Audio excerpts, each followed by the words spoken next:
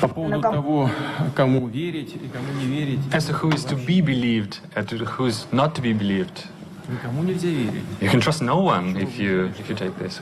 Where did you get this idea that President Trump trusts me or I trust Он him? защищает интересы He Соединенных defends Штатов the interests of the United States of America, and I do defend the interests of the Russian Америки. Federation. Совпадающие интересы. We do have interests that are common. We are looking for points of contact. Вопросы, в которых мы пока There are issues where our postures diverge, and we are looking for ways to reconcile our differences, how to make our effort more meaningful.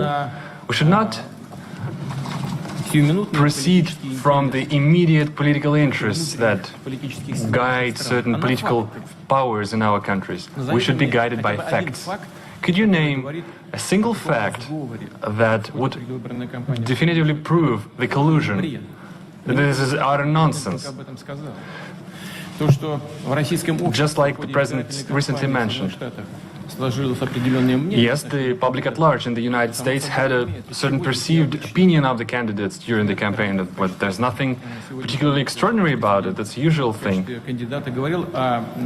President Trump, when he was a candidate, he mentioned the need to restore the Russia-US relationship, and it's clear that a certain part of American society felt sympathetic about it, and different people could express their sympathy in different ways. But isn't that natural? Isn't it natural to be sympathetic towards a person who is willing to restore the relationship with our country, who wants to work with us? We heard the accusations about the Concord country. Well, as far as I know, this company hired American lawyers, and the accusations doesn't have a fighting chance in the American courts. So there's no evidence when it comes to the actual facts. So we have to be guided by facts and not by rumors. Now, let's get back to the issue of these 12 alleged intelligence officers of Russia. I don't know the full extent of the situation, but the President Trump mentioned this issue, and I will look into it. So far, I can say the following. The things that, off the top of my head, we have an existing agreement between the United States of America and the Russian Federation, an existing treaty that dates back to 1999, the mutual assistance on criminal cases. This treaty is in full effect. It works quite efficiently. On an average, we initiate about 150 criminal cases upon requests from foreign states. For instance, the last year, there was one extradition case upon the request sent by the United States. So this treaty has specific legal procedures. We can offer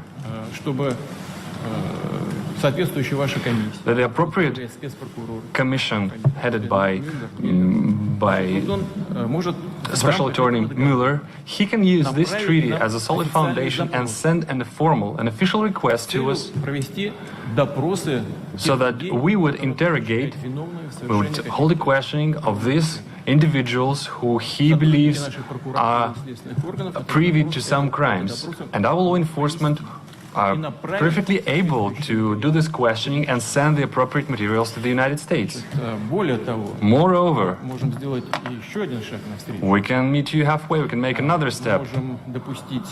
We can actually permit official representatives of the United States, including the members of this very commission headed by Mr. Mueller, we can let them into the country and they will be present at this questioning. But in this case, there is another condition. This kind of effort should be a mutual one. Then we would expect that the Americans would reciprocate and they would question officials, including the officers of law enforcement and intelligence services of the United States, whom we believe who have something to do with illegal actions on the territory of Russia. And we have to request the presence of our law enforcement. For instance, we can bring up Mr. Browder in this particular case. Business associates of Mr. Browder have earned over $1.5 billion in Russia. They never paid any taxes, neither in Russia nor in the United States. And yet the money escaped the country. They were transferred to the United States. They sent a huge amount of money, 400 million, as a contribution to the campaign of Hillary Clinton. Well, that's their personal case. It might have been legal, the contribution itself, but the way the money was earned was illegal. So we have a solid reason to believe that some intelligence officers accompanied and guided these transactions. So we have an interest of questioning them. But that could be a first step, and we can also extend it. Options abound.